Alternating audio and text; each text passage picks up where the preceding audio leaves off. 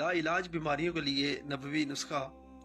ایک دن حضرت عبداللہ ابن مسعود رضی اللہ تعالی عنہ ایک ایسے شخص کے پاس سے گزرے جو مختلف قسم کی لا علاج بیماریوں میں مبتلا تھا، تو حضرت عبداللہ ابن مسعود رضی اللہ تعالی عنہ نے اس کے کان میں کچھ آیات پڑھی، جس سے وہ صحت یاب ہو گیا اور اس کی تمام بیماریاں ختم ہو گئیں۔ تو اللہ کے رسول صلی اللہ علیہ وسلم نے دریافت فرمایا کہ تم نے اس کے کان میں کیا پڑھا؟ تو انہوں نے کہا، افحسبتم انما خلقناکم عبثا وانکم الینا لا ترجعون فتعالی اللہ الملک الحق۔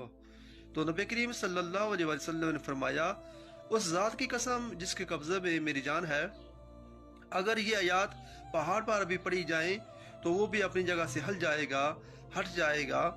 لہٰذا یہ آیات تمام لا علاج بیماریوں کے لیے شفا ہے۔ تو جو طریقہ